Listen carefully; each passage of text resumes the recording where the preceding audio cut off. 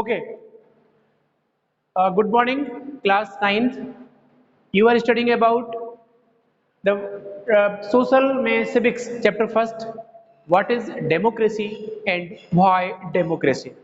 Ninth class, you are going to study about what is democracy and why democracy.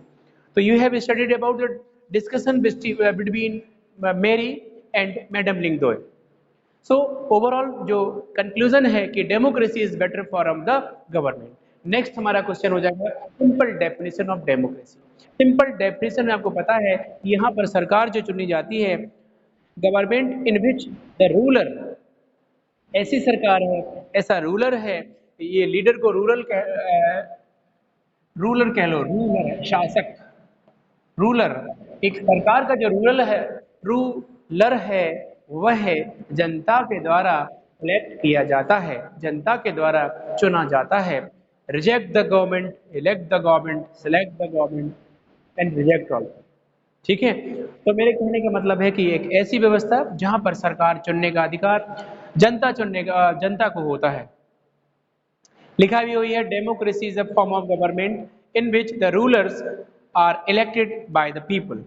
ठीक है, इसके बाद अब हम बात कर रहे हैं आपसे, जैसे dictator like Pinochet are not elected by the people.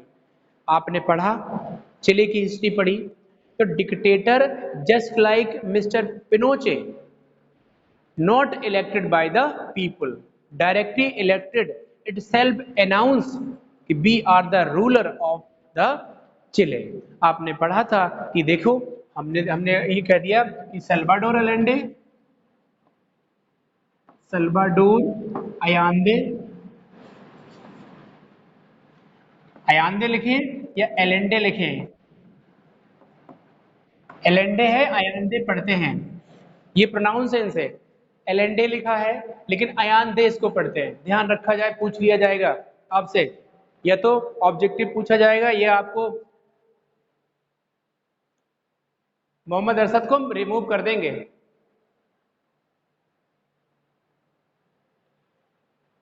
Salvador Allende elected by the people, देखिए इलेक्टेड बाय द पीपल। और अगस्तो पिनोचे, अगस्तो पिनोचे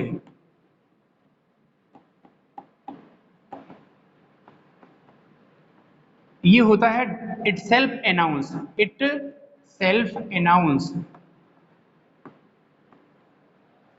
मतलब जो डिक्टेटर खुद अनाउंस करे कि मैं यहाँ का शासक हूँ, इट सेल्फ अनाउंस बी और the ruler of in this area या in this nation, so this is dictator due to not elected by the people and Salvador Allende or any of the political leader जो जनता के द्वारा elect होता है वो democratic कहलाता है। तो यहाँ पर सिंपल डेफिनेशन को हम लोगों ने प्रूव कर दिया कि ठीक है। और अब हम king of Nepal and Saudi Arabia are not because people have not choosing them so but become they open born into the royal family।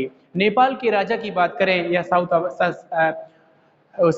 यहाँ की बात करें, अरे साउथ अरेबिया की बात करें, लेकिन साउथ अरेबिया में अब इलेक्शन होने लगे हैं। पर्टिकुलर सबको वोट डालने का अधिकार नहीं है, लेकिन मोस्टली इलेक्शन वहाँ होने लगे हैं। तो ये जो लाइन है, क्योंकि पुरानी अपन किताब पढ़ रहे हैं, तो कह रहा राजा नेपाल के किंग को अगर एग्जाम्पल करें तो भी वो रॉयल फैमिली से इलेक्ट होता है, मतलब डायनेस्टी चलती है। This is not form of the government, this is not form of the government और अ डेमोक्रेटिक गवर्नमेंट। यह है एक लोकतांत्रिक सरकार का फॉर्म बिल्कुल नहीं है।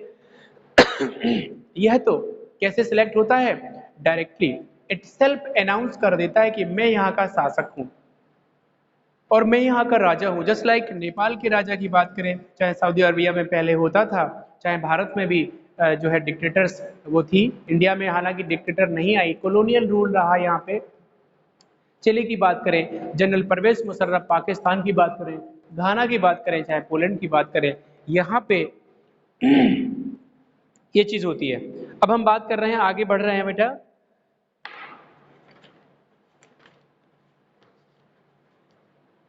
सिंपल। इसके बाद अगला क्वेश्चन है हमारा features of democracy, feature of democracy देखिए, फीचर्स ऑफ डेमोक्रेसी, ये फीचर ऑफ एक आ रहे हैं, फीचर ऑफ डेमोक्रेसी, डेमोक्रेसी के फीचर्स क्या है, मतलब विशेषता क्या है। अरे हम एक डेमोक्रेटिक देश में जैसे ही घुसे, वहां के लोग हंस रहे थे, आपस में बातें कर रहे थे, वहां के लोग ऐसा लग रहा था कि फ्री है। This is the first characteristic of democratic nation. हमने जान लिया कि ये तो लोकतांत्रिक देश है, यहाँ तो कोई किसी से डरता ही नहीं है, यहाँ तो अपनी जिसको कहना है अपनी बात कह रहे हैं, लोग खेल रहे हैं, लोग पढ़ रहे हैं, यानी कि लोगों को फंडामेंटल अधिकार हैं, लोगों को यहाँ पर जीने का, बोलने का, हंसने का, बैठने का, फर्टर्निटी और भाईचारे का सेकुलरिज्म देश है, यहाँ तो बड़ा अच्छा देश है। तो हमने पहला उसका जो है निकाल लिया रीजन। देखिए पहला इसमें क्या है, democracy form of government in which ruler are elected by the people.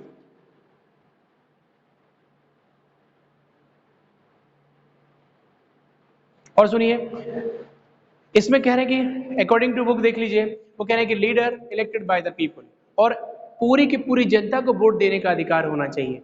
Everybody having right to vote, right to select the leader itself. स्वयं हमें वोट डालने का अधिकार हो, और हमें क्या पसंद है क्या पसंद नहीं है, किस नेता को चुनना है, ये हमारे अधिकार होने चाहिए। ये फीचर्स हैं, ये विशेषता है डेमोक्रेसी की। Who are the rulers? In this definition, which official must be elected any government to the called democracy, which decisions may taken by non-elected official democracy, what kind of election constituency।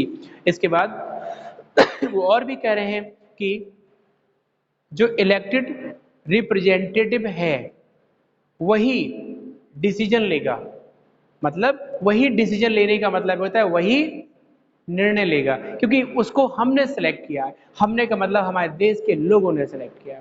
एक majority population of India selected the leader, elected the leader.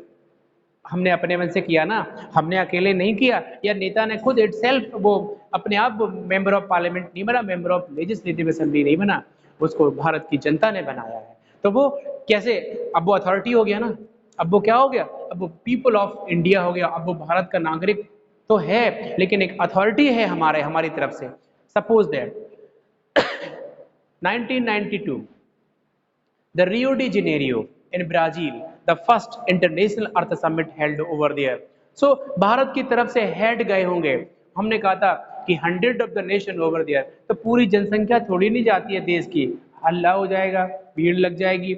HOD जाते हैं, head of the nation जाते हैं, जो देश चलाते हैं, respected प्रधानमंत्री जी, या तो राष्ट्रपति, या वहाँ का कोई राजदूत जाता है ना, जो फॉरेन में, जो फॉरेन मिनिस्ट्री देखता है, जो विदेश मंत्रालय देखता है, वो जाता है इंडिया की तरफ से। तो कहना चाहिए कि हमारे देश के लिए ये पार्टिसिपेट है, मतलब पूरा देश बैठा, एक आदमी बैठा मतलब पूरा देश बैठा, भारत के लिए ऐसा संदेश दे रहे हैं, हमारे सब के लिए एक आदमी।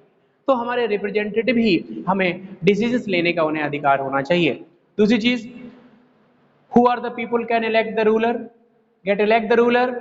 वो कह रहे हैं कि कौन से लोग हैं जो इलेक्ट करेंगे रूलर को, वो वहां के लोग हैं, वहीं के रहने वाले लोग हैं, सिटीजन्स ऑफ इंडिया है, citizen of the nation are have to right to elect the leader for the nation, and they have to right to take in decision, है ना, किसके लिए, जनता के लिए। जनता के लिए लॉ रूल्स रेगुलेशन बनाने की जिम्मेदारी होनी चाहिए हमारे एग्जीक्यूटिव को, हमारी लेजिस्लेटिव को, हमारे द्वारा चुने गए नेताओं को, और हमारे द्वारा चुने गए शासकों को।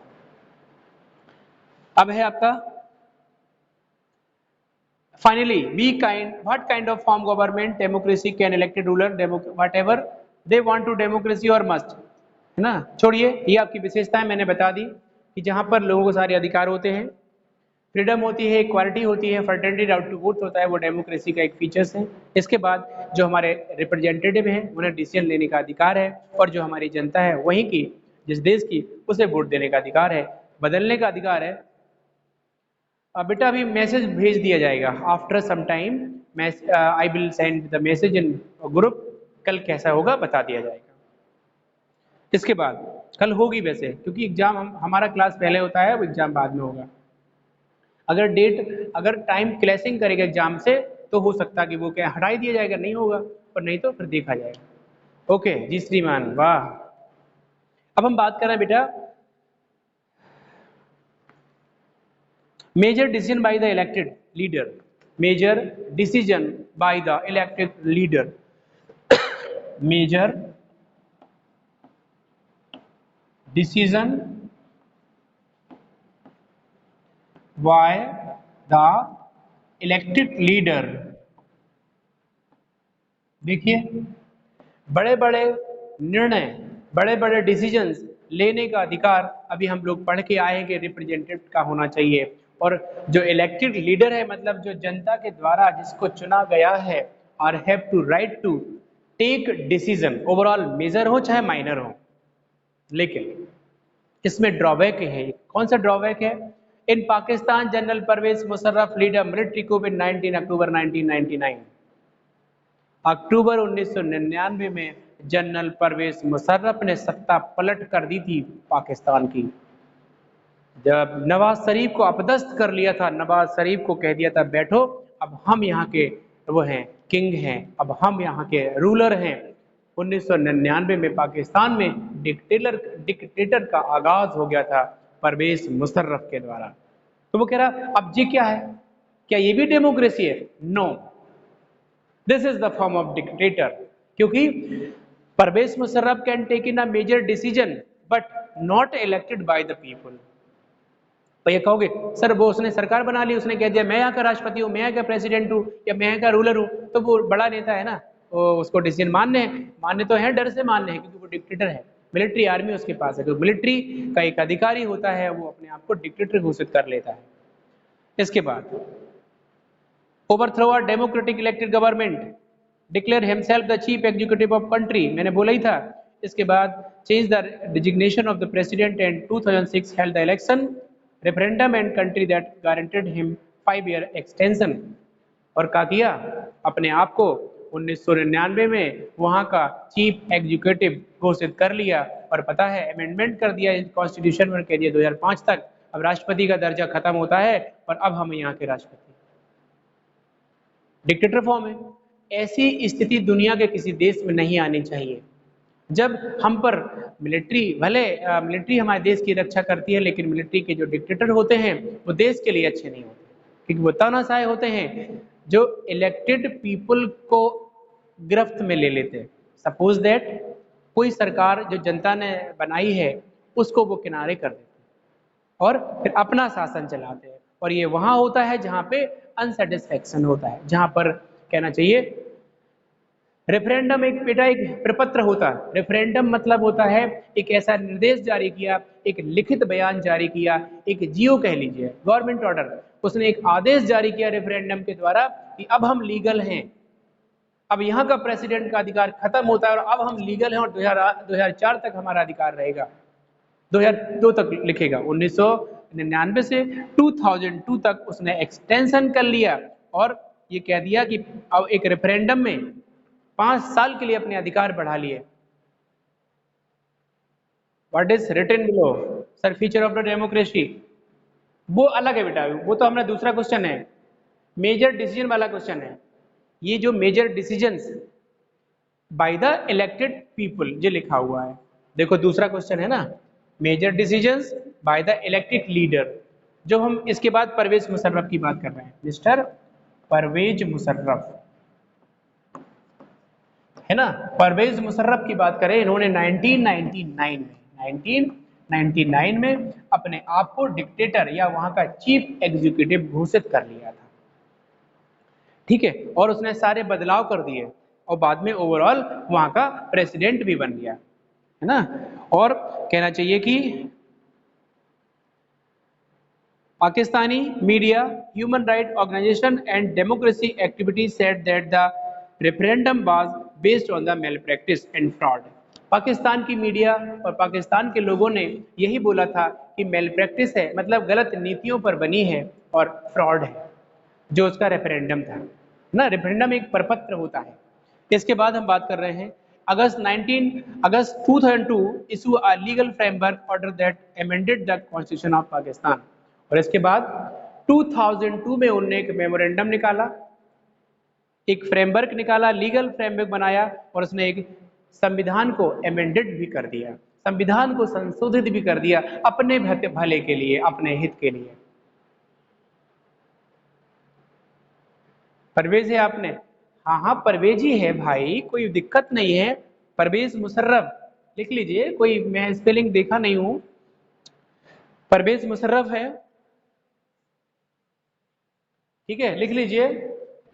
मिस्टर परवेज मुशर्रफ ने अपने आप को 2002 में पाकिस्तान के कॉन्स्टिट्यूशन को अमेंडेड किया, संशोधित किया और फिर कह दिया कि अब हम यहाँ के the president can dismiss the national और प्रोविंशियल असेंबली, और उस प्रेसिडेंट ने वहाँ की नेशनल और प्रोविंशियल असेंबली को भी खत्म कर दिया। तो ये जो डिसीजंस लेने जा रहे हैं, जो डिसीजंस लिए जा रहे हैं, वो किसी ना किसी बड़े major decision by the elected representative.